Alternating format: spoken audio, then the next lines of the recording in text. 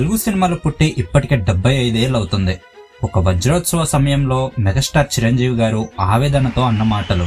గోవా, న్యూఢిల్లీ, బాంబే ఇలాంటి చోట్లకు ఫంక్షన్స్ కి వెళ్తేనండి, గోవా ఫిల్మ్ ఫెస్టివల్ కి నాకు మహానటుడు రామారావు గారి బొమ్మ లేదు, అక్కడ నాగేశ్వర గారి బొమ్మ లేదు. మా మాట సరే, ఇది మన గుర్తింపు. ఒకప్పుడు ఇండియా సినిమాలంటే బాలీవుడ్ అనేవారు, దానికోసం చొక్కాలు చింపుకునేవారు. బట్ ఇప్పుడు పూర్తిగా మారింది. మారడం కాదు, మైండ్ బ్లాక్ అవుతుంది. ఎందుకంటే మన సినిమాలు తీసే తీరు మారింది, అలాగే సినిమాలు చూసే విధానం కూడా మారింది. ఒకప్పుడు బాలీవుడ్ సినిమాలే ఇండియన్ సినిమా అనేవాళ్ళు, ఇప్పుడు తెలుగు సినిమాలంటే పడి చేస్తున్నారు. పైగా మన సినిమాలే హిందీ ఆడియన్స్ కి ఒక న్యూ ఎడిక్షన్ లా మారిపోయింది. మన తెలుగు రాష్ట్రాల్లో సినిమాలంటే ఒక ఇంట్రెస్ట్ అండ్ ఒక ఎడిక్షన్ ఫీల్ లాంటిది. పైగా మన దేశంలో ఎక్కువ థియేటర్లు ఉన్న రాష్ట్రం ఏదైనా ఉందంటే అది మన ఆంధ్రానే. మనకు ప్రాంతాల పట్ల సినిమా అనే ఆలోచన ఉండదు. అది తమిళ అయినా, తెలుగు అయినా, హిందీ అయినా మన థియేటర్లో ఆదరిస్తాం. అది మనకు సినిమా పట్ల ఉన్న ప్రేమ. ఒకప్పుడు టైంపాస్ కోసం చూసేవాళ్ళమి, కానీ అది ఇప్పుడు ఒక ట్రెడిషన్ లా మారిపోయింది. ఒకప్పుడు సినిమా చూడడం వల్ల టైం వేస్ట్ అనేవాళ్ళు కూడా ఇప్పుడు సినిమా టికెట్ల కోసం ఎగబడిపోతున్నారు. ఎప్పుడో రామారావు కాలం నుండి ఇప్పుడు కుర్ర హీరోల వరకు అందరి సినిమాలు చూస్తూనే వచ్చాం. ఒక్క మాటలో చెప్పాలంటే సినిమా అనేది మన బ్లడ్ లోనే ఉంది. ఫర్ ఎగ్జాంపుల్, ఆడియన్స్ గోల వల్ల చూసిన సినిమా కోసం మళ్ళీ రిలీజ్ చేయించి మరీ చూస్తున్నాం. అది కూడా 1, 2 కాదు, 3, 4 సార్లు. అంటే ప్రస్తుతం థియేటర్లో సినిమా కాదు, మ్యాజిక్ ఫెస్టివల్ నడుస్తుంది అనిపిస్తుంది.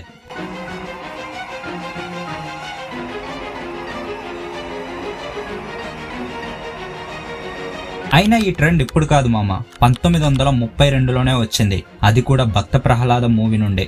అప్పట్లో డైరెక్టర్లు కూడా బెస్ట్ అవుట్పుట్ ని ఇచ్చేవాళ్ళు. మాయాబజార్ మూవీనే తీసుకోండి, ఇప్పుడున్న టెక్నాలజీ అప్పట్లో లేదు.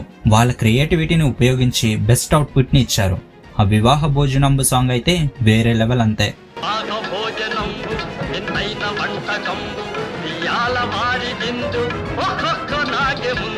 బాగుంది కదా. అప్పట్లో కెమెరా ట్రిక్స్ తోనే మ్యాజిక్ చేసేవారు.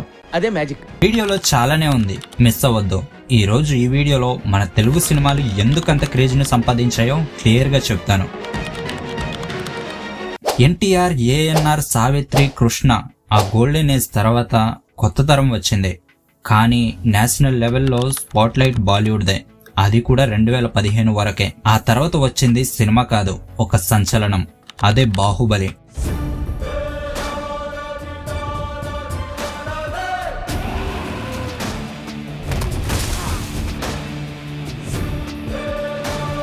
ఆ టైం నార్త్ లో చాలా మంది బాహుబలిని ఇగ్నోర్ చేశారు. కానీ ఎవరు ఇగ్నోర్ చేశారో వాళ్ళే సారీ చెప్తూ నిలబడిపోయారు.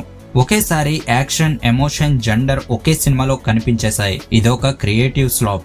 ఇది తెలుగు సినిమా రెస్పాన్స్ అనుకోవచ్చు. ఒక్క మాటలో చెప్పాలంటే ఈ సినిమా వల్లే పాన్ ఇండియా అనే పదం పుట్టుకొచ్చింది.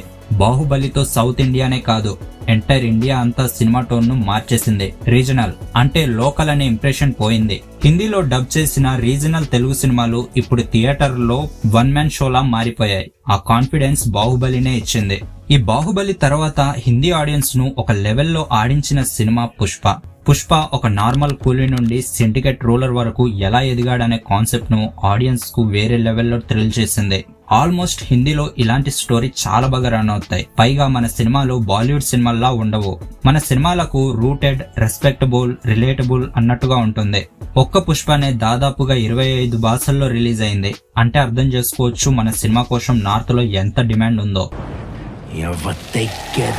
And next one, international audience. ఒక జానపద కథ కోసం హాలీవుడ్ వరకు తీసుకెళ్లి ప్రపంచ ఆడియన్స్ ను ఒక్క ఊపు ఊపింది. అదే RRR సినిమా. ఈ సినిమాలో నాటు నాటు సాంగ్ కు గాను ఒక ఆస్కార్ అండ్ ఒక గోల్డెన్ గ్లోబ్ అవార్డ్స్ వచ్చాయి. మన పాటకు విదేశీయులు 1 సంవత్సరం పాటు డాన్స్ చేస్తూనే ఉన్నారు. ఆ టైంలో సోషల్ మీడియాను ఈ సాంగ్ షేక్ చేసింది. ఈ దెబ్బకు మొత్తం ప్రపంచం రాజమౌళి సినిమాలను చూడడం మొదలుపెట్టింది. అండ్ ఈగా సినిమా అయితే చాలా కాలం తర్వాత ప్రపంచవ్యాప్తంగా చాలా దేశాల్లో రిలీజ్ చేశారు.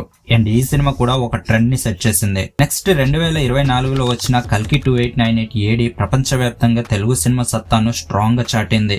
ప్రపంచవ్యాప్తంగా ఒక సినిమా మంచి మార్కెటింగ్ అవ్వాలంటే బెస్ట్ ప్లేస్ ఏమైనా ఉంది అంటే అది కామికాన్. అలాంటి కామికాన్ లో ఇప్పటి వరకు మన ఇండియన్ మూవీస్ నుండి మన తెలుగు సినిమా కల్కి మాత్రమే ఉంది. కామికాన్ లో పెద్ద సినిమాలు అంటే హాలీవుడ్ నుండి మార్వెల్ లేదా DC సిరీస్ లోనే కామిక్ లో రిలీజ్ చేసి వరల్డ్ వైడ్ గా పబ్లిష్ చేస్తారు. ఏదర్ అది కామిక్ బుక్స్ అయినా కావచ్చు లేదా కామిక్ మూవీస్ అయినా కావచ్చు. దీనితో ఈ సినిమాపై మంచి మార్కెటింగ్ జరుగుతుంది. కానీ కామికాన్ వరకు వెళ్లాలంటే అది మామూలు విషయం కాదు. సినిమాకు మంచి స్ట్రాంగ్ స్టోరీ ఉండాలి, బెస్ట్ అట్రాక్టివ్ కాన్సెప్ట్ కూడా ఉండాలి. ఇంతేకాదు వీళ్ళకు చాలా రూల్స్ ఉన్నాయి. అందుకే కామికాన్ లో ఎలాంటి పడితే అలాంటి సినిమాలను తీసుకోరు. సో కల్కి మొత్తానికి ప్రపంచ ఆడియన్స్ లోకి వెళ్లాలంటే తెలుగు సినిమా సత్తాను చూపించాలి. అండ్ అలాగే చూపించింది కూడా. ఆల్మోస్ట్ ఇండియాలో టాప్ 5 లో ఉన్నవి మన తెలుగు సినిమాలే. పైగా వీటిలో 3 సినిమాలు హిందీలో ఉంటే 2 సినిమాలు తెలుగులోనే ఉన్నాయి. ఇది ఫ్యూచర్ కాదు మామ, ప్రెజెంట్ మాత్రమే. ఒకప్పుడు తెలుగు యాక్టర్స్ బాలీవుడ్ లో యాక్ట్ చేస్తే బాగుండేది అనుకునేవారు. కానీ ఇప్పుడు బాలీవుడ్ యాక్టర్స్ టాలీవుడ్ లో యాక్ట్ చేస్తున్నారు. లైక్ కల్కిలో బచ్చన్ గారు అండ్ దీపికా గారు, RRR లో ఆలియా అండ్ దేవగన్ లాంటి వారు. జస్ట్ చేంజ్ అంతే. అలాగని బాలీవుడ్ మొత్తానికి పతనం అయిందా అంటే లేదు, దానికి ఛాన్సే లేదు. బాలీవుడ్ లో కూడా మంచి పవర్ఫుల్ డైరెక్టర్లు ఉన్నారు. వాళ్లకు ఒక స్టోరీను ఎలా ఆడియన్స్ కు కనెక్ట్ చేయాలో బాగా తెలుసు. లైక్ రాజమౌళి. బాలీవుడ్ లో జవాన్, పఠాన్, గోండర్ 2 లాంటి సినిమాలు చూస్తే అర్థమవుతుంది వాళ్ళల్లో ఎలాంటి టాలెంటెడ్ పర్సన్స్ ఉన్నారో. జస్ట్ మనం 2015 నుండి రైజ్ అవుతున్నాం. అలాగని పూర్తిగా అవ్వలేదు, జస్ట్ గ్రోయింగ్. అది కూడా ఇండియన్ ఫిలిం ఎంటైర్ వరల్డ్ నుండి. హాలీవుడ్ లో బాలీవుడ్ కన్నా టాలీవుడ్ రైజ్ అవుతుంది అంతే. నార్త్ లో చాలా సినిమాలు కూడా ఇంటర్నేషనల్ గా రిలీజ్ అవుతున్నాయి. కాస్త మనకన్నా వెనక ఉంది అంతే. బాలీవుడ్ కి కూడా బాగా తెలుసు content is the king and Telugu is ruling it అని. అయితే మీరు నన్ను ఒక మాట అడగొచ్చు, ఇండియన్ ఫిలిం అంటున్నావు, బాలీవుడ్ అంటున్నావు, హాలీవుడ్ అంటున్నావు అండ్ టాలీవుడ్ అంటున్నావు. మన ఇండియన్ ఫిలిం లో బాలీవుడ్ యాక్ట్ చేసిన, టాలీవుడ్ యాక్ట్ చేసిన మన ఇండియన్ ఫిలిమే కదా అనొచ్చు. బట్ అలా కాదు. నా ఉద్దేశం ఏంటిదంటే ఇండస్ట్రీల మధ్య హెల్దీ కాంపిటీషన్ ఉండాలి. అలా ఉంటేనే మంచి అవుట్పుట్ వస్తుంది. ఇండియన్ ఫిలిం కూడా ప్రపంచవ్యాప్తంగా మంచి గుర్తింపు పొందాలి. ప్రస్తుతం ఈ వీడియోని చూడండి. ఇది పాకిస్తాన్ లో ఉన్న ఆడియన్స్. అక్కడ థియేటర్ లో చాలా మంది మన తెలుగు సినిమాలంటే పడి చచ్చిపోతారు. నాట్ ఓన్లీ దట్, సోషల్ మీడియాలో మన తెలుగు సినిమాలను ఫారెన్ వాళ్ళు ఎంత బాగా రియాక్ట్ అవుతున్నారో ఒక్కసారి చూడండి. వాళ్ళకు కూడా మన తెలుగు సినిమాల ఎమోషన్ అండ్ ఫ్యామిలీ డ్రామా అంటే చాలా బాగా నచ్చుతుంది. నెక్స్ట్ SSMB 29 హాలీవుడ్ కి చెక్ పెట్టబోతుంది అంటున్నారు. ఇది మన తెలుగు మాట కాదు, రాజమౌళి సినిమా కోసం వెయిట్ చేస్తున్న ప్రపంచ ప్రేక్షకులు అంటున్న మాట. ఇది అయిన వెంటనే కల్కి 2898 AD కూడా ఉంది. మేబీ కల్కియే ముందు రావచ్చు అనుకుంటున్నా. ఒక్కొక్క తెలుగు సినిమా ప్రస్తుతం 1000 కోట్లు కలెక్ట్ చేస్తుంది. రాబోయే రాజమౌళి సినిమాకు ఇన్వెస్ట్ గా 1000 కోట్లు పెడుతున్నారు. హాలీవుడ్ కి ఇది పెద్ద కాంపిటీషన్ అవ్వడం ఖాయం. మరి మీకు మన తెలుగు సినిమాలంటే ఇష్టమా? ఇష్టమైతే తెలుగు అని కామెంట్ చేయండి. వీడియో నచ్చితే లైక్ చేయడం అస్సలు మర్చిపోకండి. సబ్స్క్రైబ్ చేయొచ్చు కదా. ఒకవేళ మీరు మన ఛానల్ని సబ్స్క్రైబ్ చేసుకుని ఉంటే thank you for your lovely support. We are family.